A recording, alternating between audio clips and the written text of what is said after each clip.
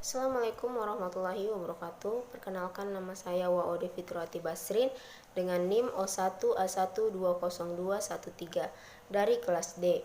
Pada kesempatan kali ini saya akan menjelaskan metabolisme karbohidrat, di mana yang pertama definisi yaitu glikolisis, glikogenesis, glikogenolysis, dan gluconeogenesis. Kemudian yang kedua siklus glikolisis, siklus Krebs, rantai respirasi atau transfer elektron. Kemudian yang ketiga, hubungan metabolisme karbohidrat, lipid, dan asam amino.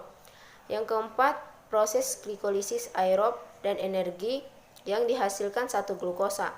Yang kedua, proses glikolisis anaerob dan energi yang dihasilkan satu glukosa. Yang pertama, definisi, di mana glikolisis berasal dari kata gliko yang berarti gula dan lisis yang berarti penguraian. Glikolisis merupakan proses penguraian gula 6 karbon menjadi 2 molekul asam pirufat berkarbon. Penyimpangan atau kelainan metabolisme pada lintasan ini disebut glikogenosis. Kemudian yang kedua, glikogenesis adalah lintasan metabolisme yang mengkonversi glukosa menjadi glikogen untuk disimpan di dalam hati. Lintasan ini diaktifasi di dalam hati oleh hormon insulin sebagai respon terhadap rasio gula darah yang meningkat, misalnya karena kandungan karbohidrat setelah makan atau teraktivasi akhir siklus Cori. Kemudian yang ketiga, glikogenolysis merupakan proses pemecahan molekul glikogen menjadi glukosa. Apabila tubuh dalam keadaan lapar dan tidak ada asupan makanan, maka kadar glukosa dalam darah akan menurun. Glukosa diperoleh dengan memecah glikogen menjadi glukosa yang kemudian digunakan untuk memproduksi energi.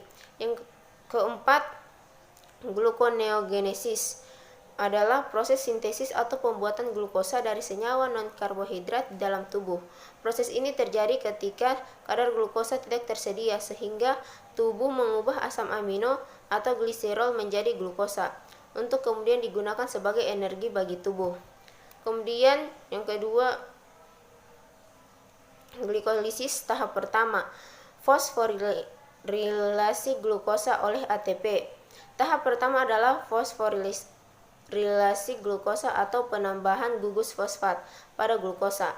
Reaksi ini dibantu oleh enzim heksokinase yang memisahkan satu kelompok fosfat dari ATP dan menambahkannya ke glukosa, mengubahnya menjadi glukosa 6-fosfat.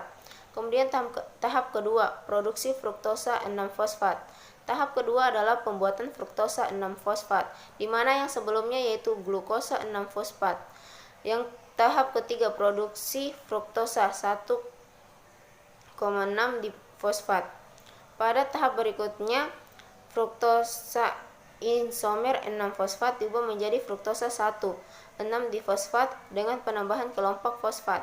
Tahap 4, pemecahan fruktosa 1,6 difosfat. Pada tahap keempat, adolase enzim membawa pemisahan fruktosa 1,6 difosfat menjadi 2 molekul gula yang berbeda, yang keduanya isomer satu sama lain. Tahap kelima, interkonversi 2 glukosa. Fosfat dihidroksiaseton adalah molekul hidup pendek. Tahap 6, pembentukan NADH dan 1,3-diphosphoglyceric. Tahap ke-6 melibatkan 2 reaksi penting. Tahap 7, produksi ATP dan 3-fosfogliserat asam. Tahap ke-7 melibatkan penciptaan 2 molekul ATP. Tahap 8, relokasi atom fosfor.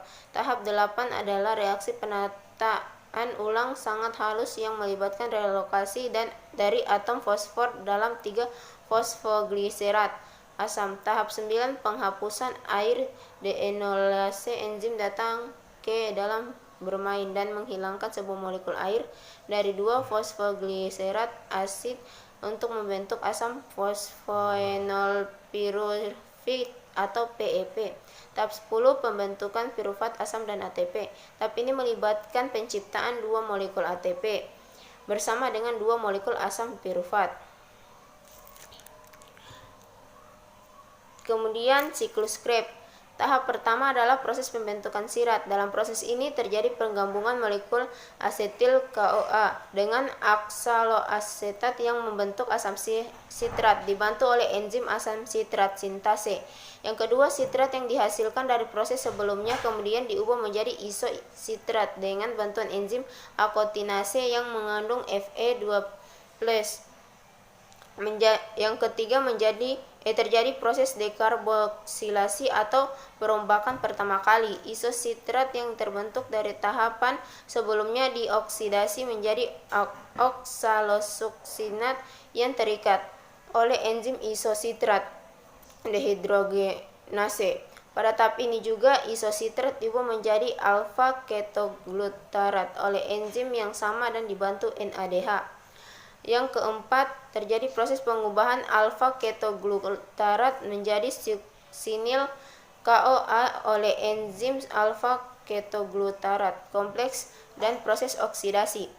Yang kelima, suksinil KOA kemudian diubah menjadi suksinat, tidak hanya dibantu dengan enzim. Tahap pengubahan ini dibantu juga oleh Mg2+ dan GDP yang dengan fosfat membentuk GTP. GTP inilah yang diubah menjadi ATP, sehingga menjadi energi yang dibutuhkan jaringan.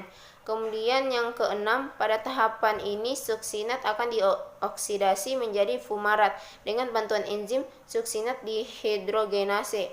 Yang ketujuh, tahap ketujuh adalah proses hidrasi. Pada proses ini terjadi penambahan atom hidrogen pada ikatan karbon, sehingga menghasilkan produk berupa malat. Kemudian yang ke-8, malat kemudian dioksidasi untuk menghasilkan oksaloasetat yang dibantu dengan enzim malat dehidrogenase. Oksaloasetat kemudian akan menangkap asetil KOA sehingga siklus Krebs dapat terus-menerus terjadi. Selain itu, pada tahap ini juga berupa NADH. Hasil siklus Krebs, satu molekul asetil KOA yang masuk siklus Krebs akan menghasilkan 1 ATP, 3 NADH, 1 FADH2, dan 2 CO2. Karena satu molekul glukosa akan diubah menjadi 2 asetil KOA, maka satu molekul glukosa yang menjalani siklus Krebs akan menghasilkan 2 ATP, 6 NADH, 2 FADH2, dan 4 CO2. Kemudian rantai transfer elektron. Yang pertama merupakan serangkaian rantai dalam membran yang terdiri dari protein kompleks yang mentransfer elektron dari donor elektron menuju akseptor elektron melalui reaksi redoks atau reduksi dan oksidasi yang terjadi secara bersamaan. Transfer elektron ini akan mentransfer proton H+ melintas membran secara keseluruhan. Rantai transfer elektron terdiri dari protein, enzim, dan molekul-molekul lainnya.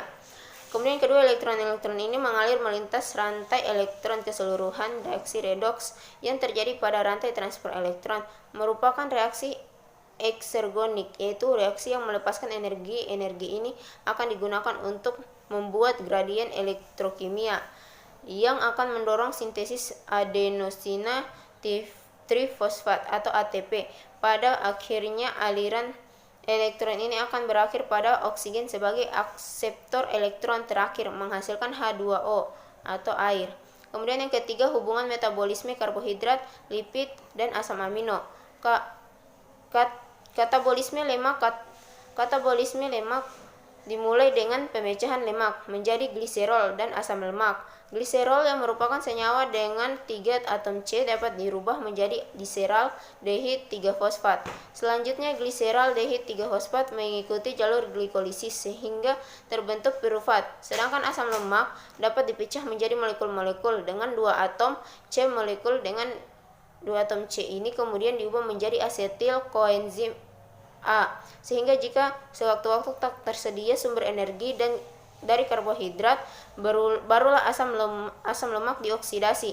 Proses oksidasi asam lemak dinamakan oksidasi beta dan menghasilkan asetil KOA. Selanjutnya, sebagaimana asetil KOA dari hasil metabolisme karbohidrat dan protein, asetil KOA dari jalur ini pun akan masuk ke dalam siklus asam sitrat sehingga dihasilkan energi.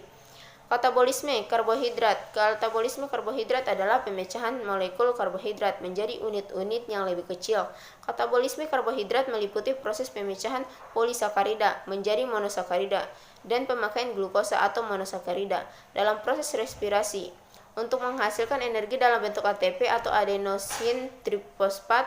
ATP inilah yang digunakan oleh seluruh makhluk hidup untuk melakukan aktivitas kehidupan. ATP ini berasal dari beberapa proses, diantaranya glikolisis, siklus Krebs, sistem transport elektron. Kemudian yang keempat, proses glikolisis aerob dan energi ATP yang dihasilkan satu glukosa. Glikolisis merupakan tahap pertama respirasi aerob yang terjadi di dalam sitoplasma atau sitosol. Pada tahap ini molekul glukosa akan diuraikan menjadi senyawa yang lebih sederhana. Hasil penguraian molekul glukosa pada glikolisis berupa 2 molekul ATP, 2 molekul asam pirufat, dan 2 molekul NADH. Untuk lebih lengkapnya, perhatikan bagian berikut. Untuk proses yang terjadi pada bagian di atas adalah sebagai berikut. Yang pertama, glukosa diubah menjadi glukosa 6-fosfat disertai pemecahan ATP menjadi ADP. ATP harus dipecah menjadi ADP karena dibutuhkan sumber energi. Yang kedua, glukosa 6-fosfat diubah menjadi fruktosa 6-fosfat. Yang ketiga, fruktosa 6-fosfat diubah menjadi fruktosa 1,6-bifosfat disertai pemecahan ATP menjadi ADP. Yang keempat, fruktosa 1,6-bifosfat atau 6 atom C dipecah menjadi satu molekul gliseraldehid 3-fosfat atau PGAL atau 3 atom C dan satu molekul dihidroksiaseton fosfat atau DHAP atau 3 atom C. Molekul DHAP diubah menjadi senyawa PGAL sehingga terbentuk 2 molekul PGAL. Kemudian yang kelima, molekul PGAL diubah menjadi senyawa 1,3-bifosfoglycerat dengan cara mengikat pi atau fosfat organik. Setiap satu molekul PGAL menghasilkan 1 NADH. Kemudian yang keenam, 1,3-bifosfoglycerat diubah menjadi 3-fosfoglycerat. Pada reaksi ini dihasilkan ATP sebagai sumber energi. Kemudian yang ketujuh, 3-fosfoglycerat diubah menjadi 2-fosfoglycerat. Yang ke-8, 2-fosfoglycerat diubah menjadi senyawa fosfoenol pirufat atau PEP. Yang ke-9, fosfoenol pirufat diubah menjadi asam pirufat disertai pembentukan ATP. Kemudian proses glikolisis anaerob dan energi ATP yang dihasilkan satu glukosa. Respirasi anaerob adalah reaksi perombakan karbohidrat, dalam hal ini glukosa, yang dilakukan buat menghasilkan energi tanpa menggunakan oksigen. Respirasi anaerob ini tergolong katabolisme karbohidrat karena dia memecah dan menyederhanakan glukosa. Proses yang terjadi pada respirasi anaerob hanya di glikolisis dan transport elektron saja. Selain itu, jumlah ATP atau energi yang dihasilkan juga lebih sedikit. Jika respirasi aerob satu molekul glukosa bisa menghasilkan 36 ATP bersih, respirasi anaerob hanya bisa menghasilkan 2 ATP. Kemudian proses glikolisis anaerob dan energi ATP yang dihasilkan satu glukosa. Bisa dilihat pada gambar di samping bahwa tahapan glukosa atau senyawa dengan 6 atom C adalah tahap pertama proses glikolisis dengan ATP dan NADH membentuk asam pirufat atau senyawa dengan 3 atom C. Tahap selanjutnya adalah proses dekarboksilasi oksidatif. NADH membentuk asetil koenzim A. Setelah terbentuk asetil koenzim A, proses selanjutnya adalah siklus Krebs, membentuk asam oksaloasetat dan asam sitrat. Keduanya mengalami reaksi yang bolak-balik. Yang paling terpenting adalah ATP NADH FDH2 GTP atau ATP membentuk rantai transportasi elektron respirasi. Mungkin hanya itu materi presentasi yang dapat saya sampaikan, lebih dan kurangnya mohon dimaafkan. Terima kasih banyak. Wassalamualaikum warahmatullahi wabarakatuh.